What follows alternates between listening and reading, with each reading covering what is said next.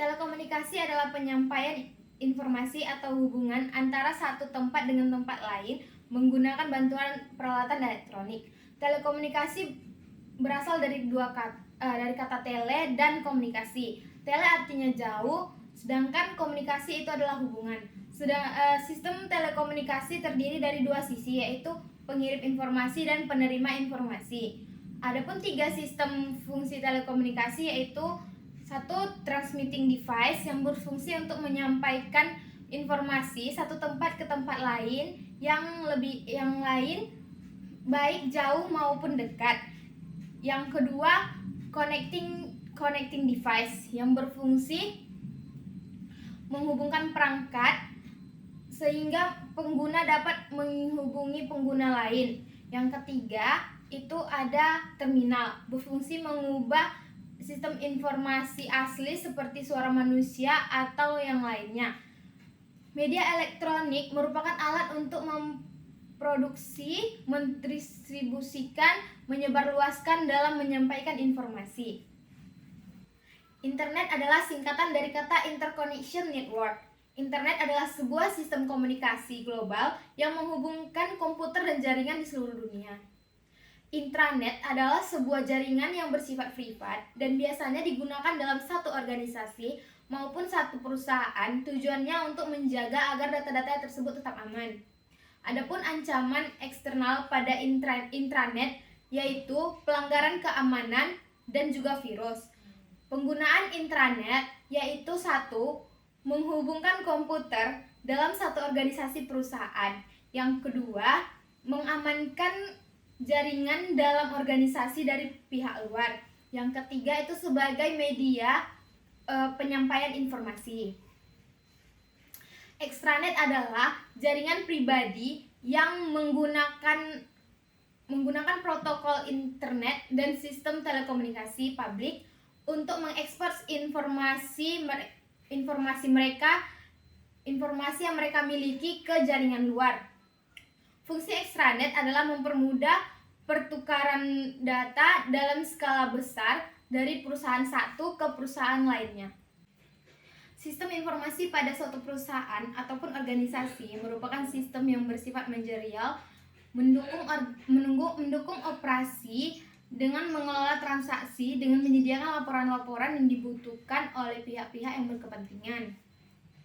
Komputer dan internet sebagai komponen utama sistem informasi. Di zaman yang sudah modern sekarang, untuk perkembangan komputer dan media informasi global sangat berpengaruh dalam membentuk gaya hidup masyarakat yang makin hari ini semakin bergantung terhadap teknologi, termasuk juga di bidang bisnis, di mana sekarang sudah banyak perusahaan-perusahaan berpindah dari cara yang konvensional menuju cara modern dengan mengandalkan komputer dan internet untuk berbagai keperluan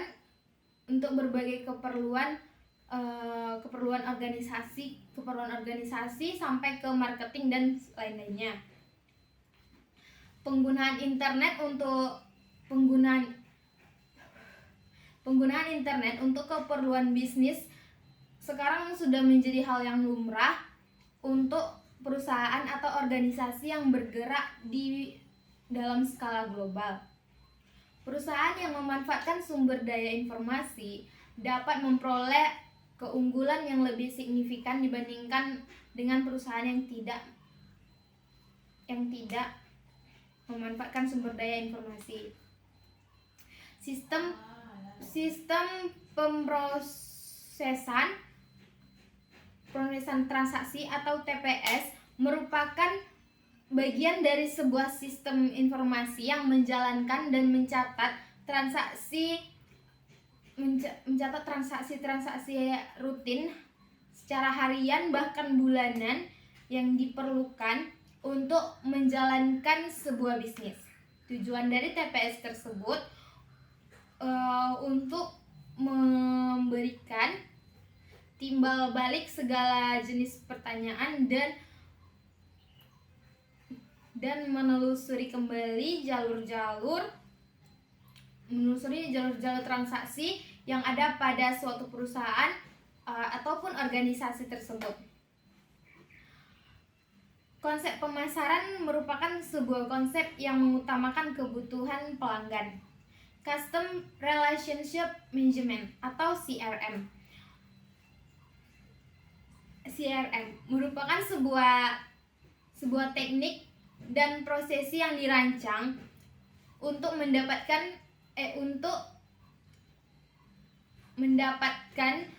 menjaga dan bekerja sama dengan para pelanggan. Pelanggan yang terpilih untuk menciptakan nilai maksimal untuk pelanggan serta perusahaannya.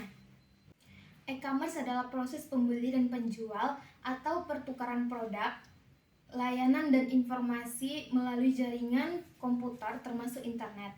E-commerce merupakan aplikasi teknologi menuju otomatisasi transaksi bisnis dan alur kerja. Ada banyak jenis-jenis e-commerce, yaitu business to business, business to consumers, consumers to consumers, consumers to business, business to administration, consumers to administration, dan terakhir itu ada online to offline. Business to business adalah penjualan barang atau jasa antar bisnis melalui penjualan online. Business to consumers merupakan model bisnis berdasarkan transaksi antara perusahaan yang menjual produk dan layanan dan pelanggan atau individu yang menjadi pengguna akhir dari produk ini. Consumers to consumers merupakan perdagangan antara pribadi individu atau konsumen yang tujuannya untuk mempertemukan atau membantu pembeli dan penjual ini menemukan satu sama lain. Consumers to business itu pengguna menciptakan produk dan layanan lalu dikonsumsi oleh bisnis dan organisasi dengan perantara website penyedia layanan. Business to administration itu biasanya dalam model ini perusahaan atau lembaga pemerintah bertukar informasi untuk melakukan bisnis agar lebih mudah dibandingkan dengan yang di luar website tersebut. Customer to administration, di sini pelanggan berhubungan atau berkomunikasi langsung dengan konsumen ke administrasinya. Contohnya tuh kita membayar tagihan listrik di situs website pemerintah, atau membayar pajak, atau membayar asuransi kesehatan. Yang terakhir itu ada online to offline, kombinasi bisnis offline dengan internet, di mana mereka tetap melayani konsumen secara offline tapi juga menjual barangnya itu di e-commerce atau secara online. Manajemen rantai pasokan atau SCM adalah manajemen aliran barang dan jasa dan mencakup semua proses yang mengubah bahan mentah menjadi produk jadi. SCM mewakili upaya pemasok untuk mengembangkan dan menerapkan rantai pasokan yang seefisien dan ekonomis. Cara kerja SCM yaitu mengendalikan atau menghubungkan produksi, pengiriman dan distribusi suatu produk secara terpusat. Dalam supply chain management terdapat beberapa komponen dasar yang mendukung SCM.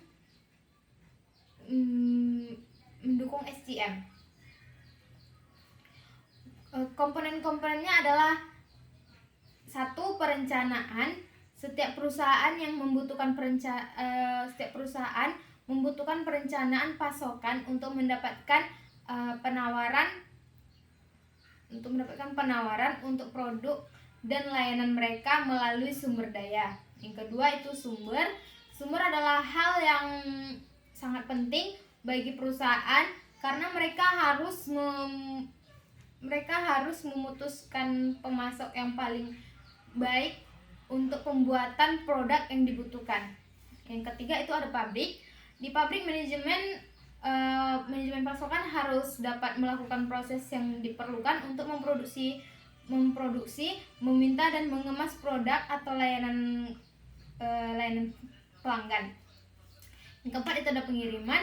Pengiriman sangat penting dalam SCM karena tanpa proses pengiriman barang tidak akan bisa didiskusikan ke pelanggan atau konsumen.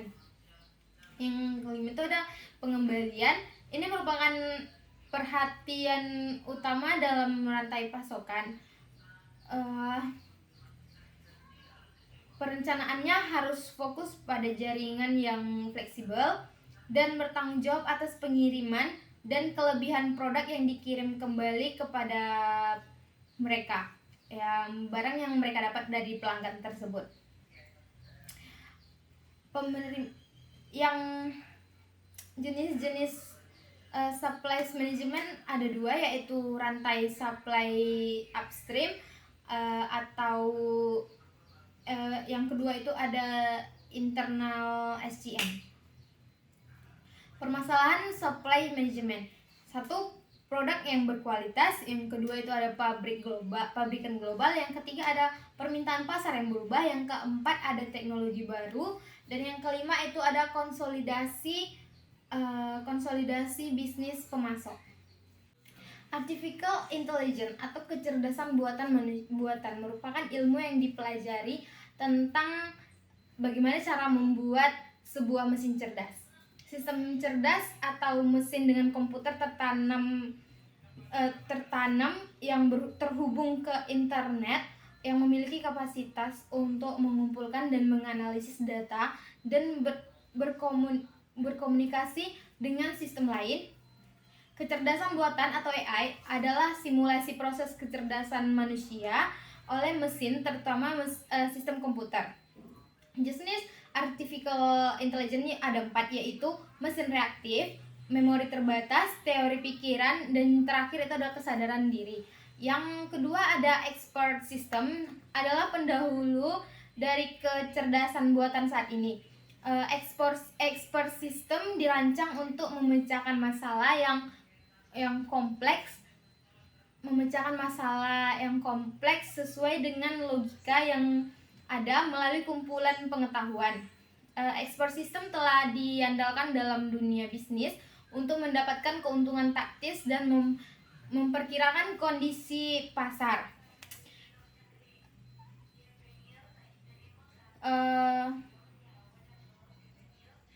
Satu, memberikan solusi yang konsisten. Yang kedua, memberikan penjelasan yang masuk akal. Yang ketiga, keterbatasan manusia. Yang keempat, mudah beradaptasi dengan kondisi baru. Yang keempat, beradaptasi dengan kondisi baru. Kekurangannya adalah kurang sehat, biaya implementasi dan pemeliharaan yang tinggi. Yang ketiga, kesulitan dalam membuat aturan inferensi dan dapat memberikan solusi yang salah. Hak atas kekayaan intelektual atau haki merupakan suatu hal yang berhubungan dengan adanya konsep hak kekayaan dan hasil dari akal budi seorang manusia. Hak atas kekayaan memiliki tiga kata kunci yang penting, yaitu rights atau hak, properti atau kekayaan, dan intelektual. Hak atas kekayaan intelektual adalah hak yang spesial dan eksklusif.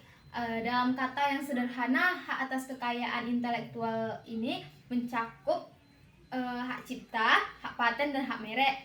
Landasan hukum haki dalam Perpu itu satu, pasal 90 Undang-Undang Nomor 15 Tahun 2001. Yang kedua itu Undang-Undang Nomor 19 Tahun 2002 tentang hak cipta.